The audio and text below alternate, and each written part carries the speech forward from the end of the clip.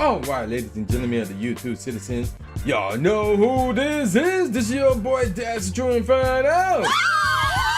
Back at it with another Throwback Tunes on another Thursday, and I am reviewing Life is Too Short by Too Short. So there you go. This is my very first Too Short album that I ever heard. This just came out in 1998. Surprisingly, I don't have an exact date, so that's weird. Yeah, it just says 1998. So that's very interesting if I do say so myself. So this joint was released under Dangerous Music, Jive Records, and RIAA Records. And the producers involved were Too Short himself, obviously, R. Austin, T. Bohannon, and Al Eaton. So before we go over the track, so this joint was 37 on the US Billboard 200. It was number 9 on the US Top R&B Style Hip Hop Albums charts as well. And it was double platinum by the RIAA, selling over 2 million copies. So there you go with that. Now let's see. Here's some interesting news. It's small, but yeah. It appeared as a Dangerous Music / RIAA Records release until Jive Records logos appeared on the release on October 25th, 1989. So that's pretty interesting right there. All right, get over the tracks. There are only 10 tracks, if you can believe that or not. So, and 9 of them are actual songs, so I can only give you guys a top 3 and not a top 5.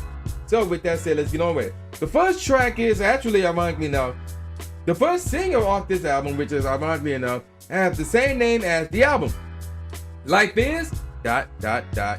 Too Short. Second track off this album is called Rhymes, followed by I Ain't Trippin', which is the third and final single off of this album. Next up is Nobody Does It Better, followed by Oakland. Track number 6 is Don't Fight the Feeling, no G but with apostrophe. Same with Trippin', no G but with apostrophe. I forgot to mention that. Track number 6 though features Danger Zone and Rappin' Forte. Rappin', R-A-P-P-I-N, no G but with apostrophe. The number 4 / subtraction line rather than Tay. Track number 7 is called Cuss Words. All one word, but the W is capitalized. Track number 8 is called City of Dope, followed by Pimp the Hoe. Oh, and City of Dope is the second single off this album. And then track number 9 is called Pimp the Hoe, H-O, not H-O-E, but H-O. And then track number 10 is just called Outro, because that's the outro. There you go with that. Now, there's 3 singles off of this album. So the first one is called Life is Too Short. So all 3 of these singles came out in 1989. We don't know exactly when, but they all came out in 1989. So it leads me to believe that the album itself came out in like late 1988, like November, December, something along those lines. So out of the 3 singles, this is the only one that actually made the chart. Actually, this was his first single to make the charts, actually, of any kind. It was 43rd on the US Hot R&B / Hip Hop Albums charts, and it was 27 on the Hot Rap Albums charts songs. So let me read that again. So it was 43rd on the Hot R&B / Hip Hop Songs charts and 27th on the Hot Rap Songs charts as well. Now, another crazy thing is I'm not 100% sure if any of these songs have music videos. Actually, I take that back. It does have a music video. So Life is Too Short does have a music video. It's on YouTube right now, by the way. Now, the second single is called City of Dope. This one did not make the charts. Obviously, I said, Life is Too Short was the first single of his to make the charts. It was the only single. Actually, I didn't mention this actually. That was the only single for this album to make the charts as well. Now, again, not much info is available for this one. And City of Dope does not have a music video based on what I could see anyway. And the third single is called I Ain't Trippin'. And again, that one did not make the charts as well. Now, and yes, it does have a music video. It is available on YouTube. So there you go with that. So 2 out of the 3 singles have music videos. Life is Too Short and I Ain't Trippin'. City of Dope does not have a music video. All right, I'm about to give you guys my favorite tracks off this album for what's the first. Ironically enough, Life is Too Short, the worst track off this album. The tempo is cool, but the melody was just straight. The bass was just straight. The kick was cool, along with the snare bar. The track was pretty cool. Next up, Cuss Words. Tempo is cool, same with the melody and the sip bass, but it should have used one that bangs. The kick is cool, same with the snare. Overall, the track is cool. Next up, Pimp the Hoe. Tempo is really cool. Melody is cool, same with the bass. The kick was just straight though. The snare was just straight though as well. Overall, the track was cool, but the drums really hurt this track, to be honest. Next up, I Ain't Tripping. The tempo is borderline cool / really cool right here. There's no melody here, which is unique.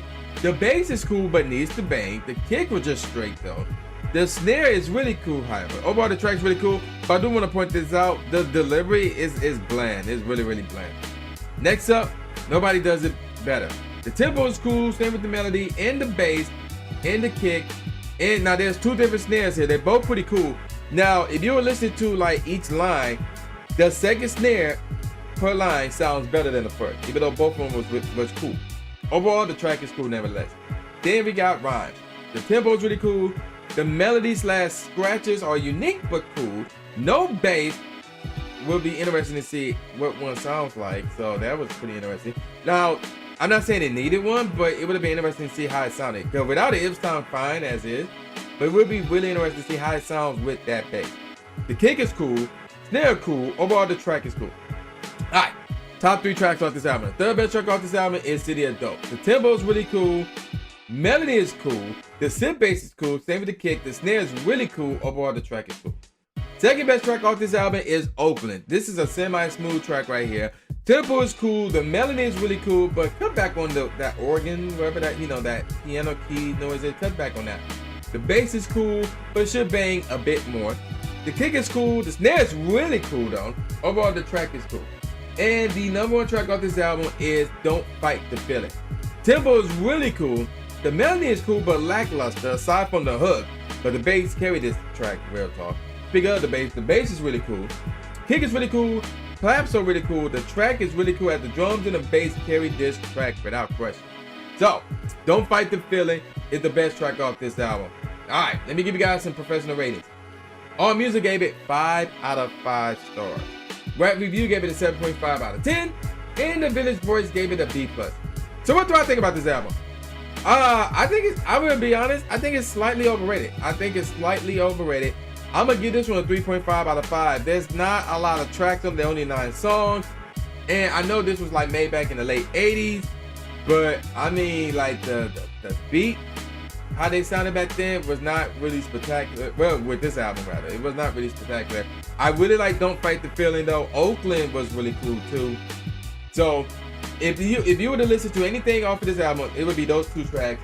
Otherwise, at the most, download the album, or you can even stream it. You can either download it or stream it. It's up to you. But yeah, I'm gonna give this a 3.5 out of 5. And I'm gonna call it a wrap. So with all that said, y'all know who this is. This is boy New J Gatsby, aka the new Stimulate Smith, saying peace out, y'all, and I'll see y'all next time. Yeah.